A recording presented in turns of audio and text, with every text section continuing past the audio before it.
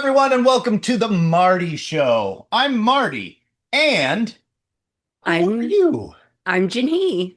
This is JinHi, everyone. JinHi, I'm very excited to have you on the show today and ask you all these questions. We start with a who, what, where, when, why, and how questionnaire, and we've just answered the who. The first question. Yeah, I kind of do the low ball to start, make it easy for you. But the next question, what made you want to be a performer? I think that it was watching films and plays and being inspired by that and by I'm an actor and among other things. And I think that what inspired me to first become an actor was the remarkable performances that I saw on stage and film. Nice. When you were seeing these performers as a young JinHi, where were you seeing these performers? What theaters? What theaters? I'm not sure what the name of the theaters were, but it was also at school. And it was in Hamburg, Germany, where I spent my early years of school. And one film that we saw was Jesus Christ Superstar 2 nights in a row. And that inspired me so much that at 6, I taught all the kids on the playground all the songs. And we did performances in the playground. Nice. Performances on the playground. My playground was just shoving people around, and you're doing Jesus Christ Superstar. So among other plays that's and movies. pretty amazing. So you made this decision to become a performer. Where was your first performance? There's a couple of firsts, and my first official performance was as the King of Plaque in 2nd grade, because I had the cleanest teeth, so they made me the King of Plaque, and I was in a little show for my class.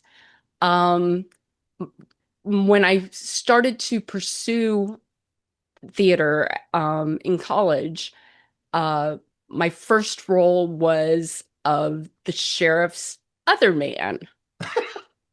The other man. Yes. In what show? This was called The Tavern. Ah, okay. But do you feel like you've ever topped the King of Plaque? Like, has it ever gotten better It's than never King of gotten Plaque? as good as King of No. Plaque. I mean, your first role is a king. That's pretty amazing. Exactly. Like, you start at the top. That's pretty fantastic.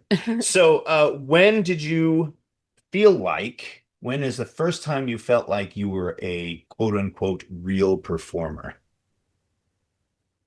I I think it probably was with that first play in college. Right. It was the first time that I had made the decision to audition, and I got a role, and I played my heart out.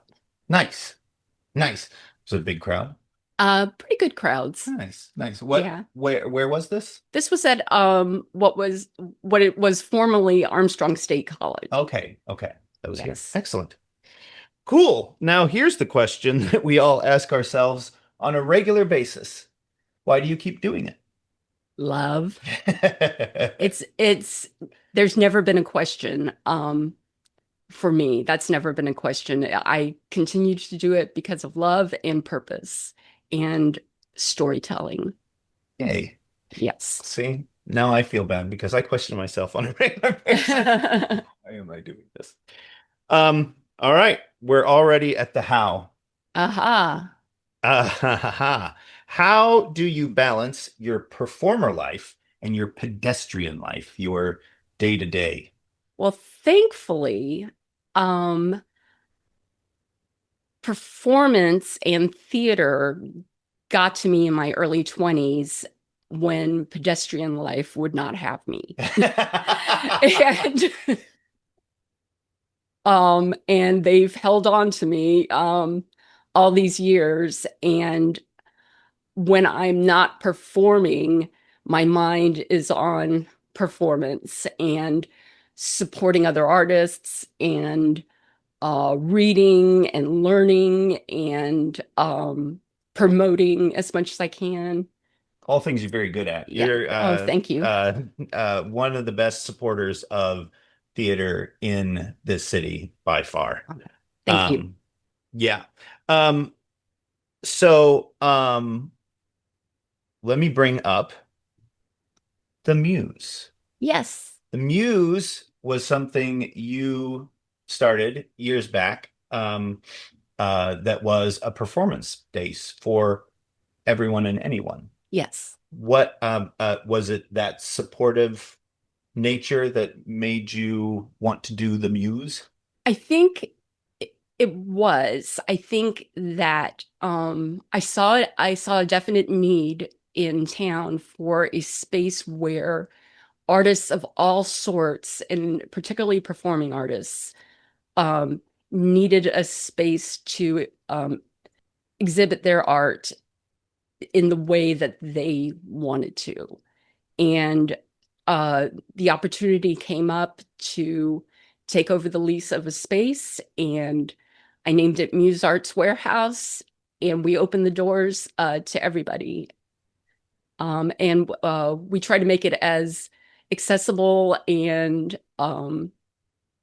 available and affordable as we could, because we all need that. And it was amazing. And the city still has a need for something always like that. All cities do. Yeah, all cities do. But it was amazing because well, first of all, numerous companies created at that space. Yes.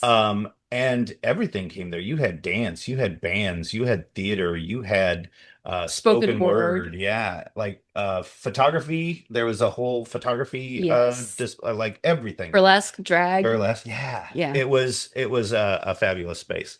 For those of you, if you have a way to do it, do it. Yes. That's Please. my opinion. All right. So now we get to the part that I'm very excited to ask everybody as we go through this podcast. Okay. The performer horror story. Tell me about the most catastrophic performance you have ever seen or had.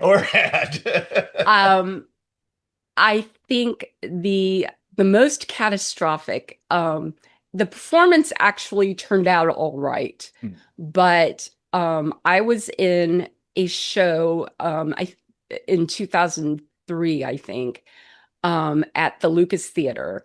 The theater company had rented the space for the weekend, and we had sort of a tech week before the performance.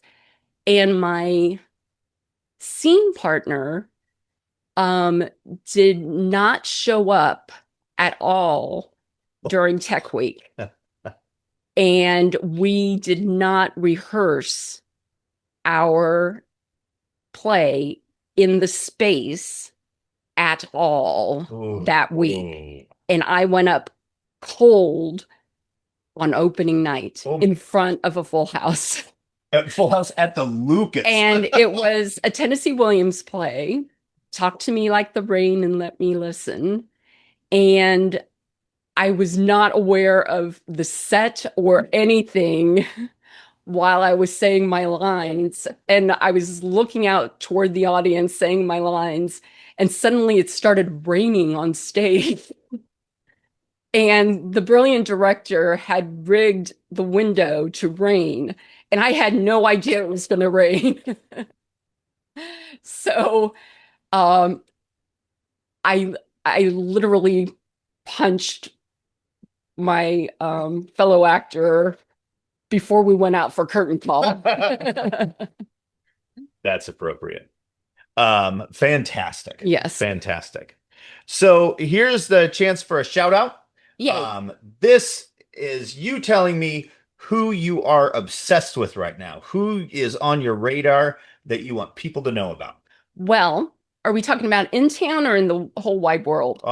Both and all. I think for performers, if you pay attention to Mark Rylance, he's a brilliant, brilliant actor that I've been obsessed with for many years and got to see live in New York in a play called Jerusalem by Jez Butterworth. And I tell you, watching that play, by the end of the first act, I was literally chest in my lap, paying attention to the stage just to see the dynamic presence of Mark Rylance in that role and in any role he's in. And I think that there are probably some things written by him and about him, quotes from him that I think will only serve. Nice. Locally, I have to give a shout out to my girl, Valerie America Lavelle, who I love and have adored and have been obsessed with on stage since 2006, the first time that I saw her. She is always on and present and willing to do anything and full of surprises and brilliance. Agreed. And in all her projects, I'm always curious about her next project. And so big shout out to her. Big shout out to her. And on that, I remember seeing both you and her in Sweeney Todd at Club One years ago. And if I remember correctly, you were both chorus members of that show. And no offense to everyone else, but I was watching you two so much because your facial expressions, like you were just there and you were in it in such a captivating way. Both of you. It was, yes, it was amazing. It was amazing.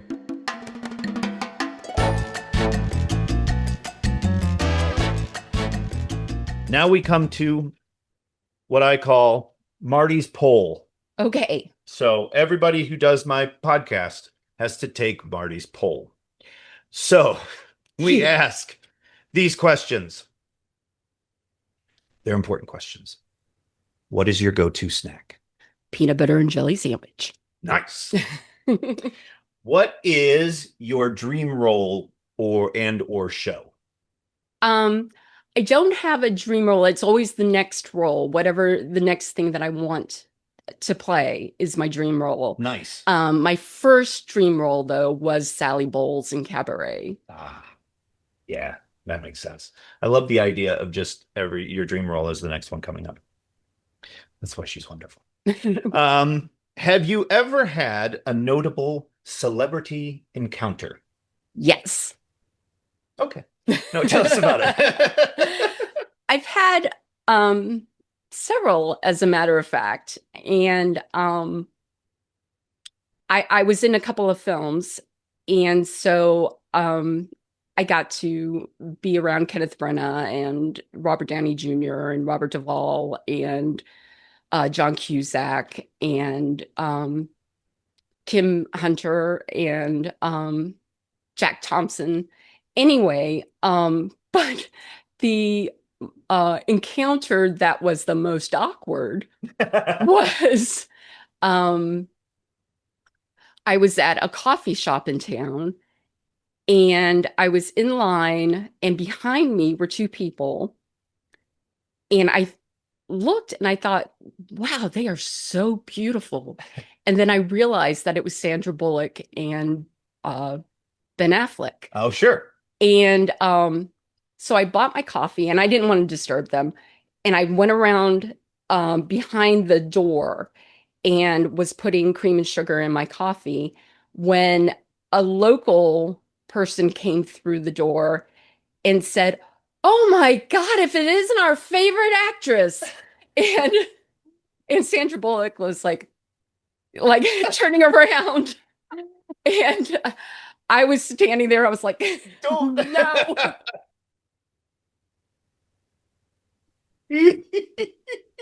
That's amazing. Yeah. I love that. They were that was them for Forces of Nature. Yes. which I was a stand-in for. Aha. Yes, I was a stand-in for the guy playing Sandra Bullock's husband in that. So it was a brief role, and also for the bartender in the bar scene. I was a stand-in for both of them. Well done. So you never saw me on camera. But I had an awkward yeah, I'm an old white man, so I have to talk about myself. But I had an awkward experience. My most awkward celebrity experience was also with Sandra Bullock. Aha. We were in the bar scene. I was a stand-in on, it was a small bar. It was a little place on Martin Luther King Boulevard that's not there anymore. But it was really tight. Everybody's packed in, and you had to move to the side to get out of shot while they were filming.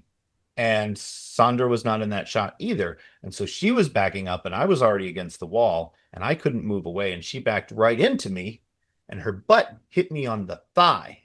She backed her butt right into my thigh. And she turned around and she said, "Oh, excuse me." To which I said, and she gave me an odd look and walked away. True story. Okay. We have that in common. Yes, we do. All right. What is your favorite quote? A quote that I live by, and I think it's from the Bible, but I learned it through a poem of a friend of mine, a late friend of mine, Clinton Powell, and it is to count it all joy. And it sounds flippant, but it's gotten me through a lot. To take all the good and all the bad and count it all joy because you are alive.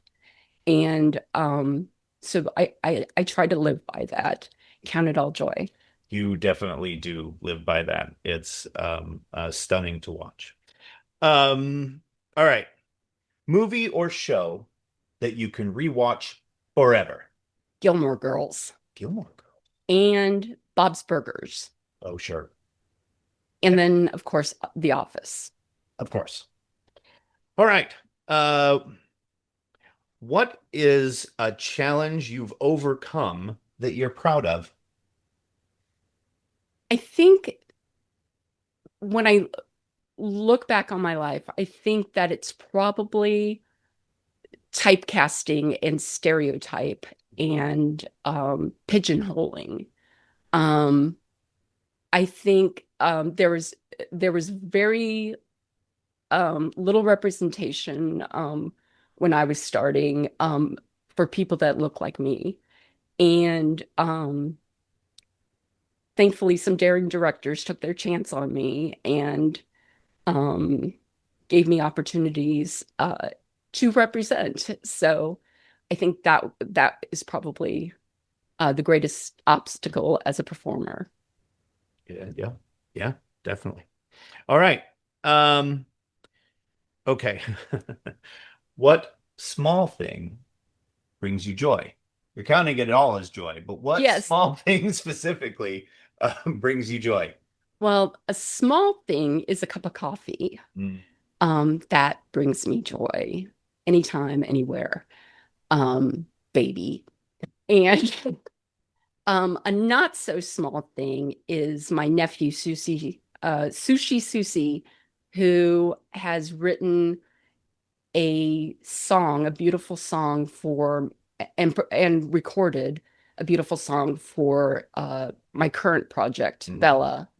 And that gives me great joy. What are you, this is right up the same alley. Yep. What are you most proud of? Sushi Soucy. Fair. And what are you currently grateful for? As so many things. And I will choose the community that I'm surrounded by. I have felt great support and great presence of the artists in the community, as well as the art supporters and my family. And I'm just very grateful. Another thing that I try to live by. I was about to say, when I was thinking of doing this interview, uh, you you're a person that I see as grateful of everything. Like you said, counting it all joy. So Well, thank you for that. you're welcome. Okay. What should everyone know about you? I don't like circus peanut candies, Important. and I support your dreams, and I support you dreaming. Yes. And That's I love good you. stuff. That's good stuff. All right. This is probably the most important part of the podcast. It's a part of the podcast that I call Ego Boost. So I ask everyone, and you're the first person I ask, as this is episode 1. How much do you love me? How do I love thee? I love you so crazy much. I love you like biscuits and gravy. I love you. Oh, goodness. Well, that's too much. Yes. Cut it down some. All right, that's the podcast. So thank everybody very much for watching. We appreciate it. Stay tuned for a next little section where we talk about JinHi's current project. Aha.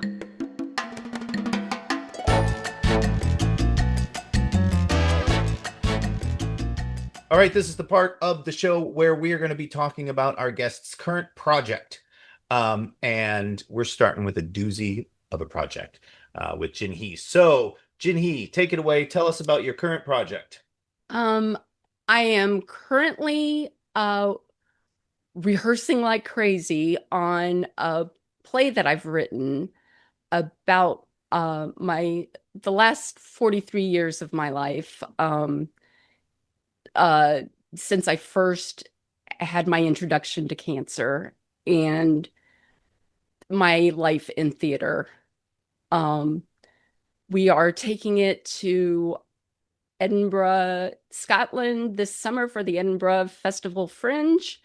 And we are having a preview May 3rd at Savannah Theater.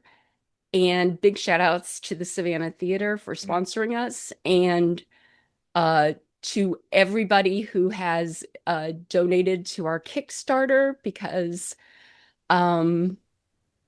it's the support that I've been shown is just amazing.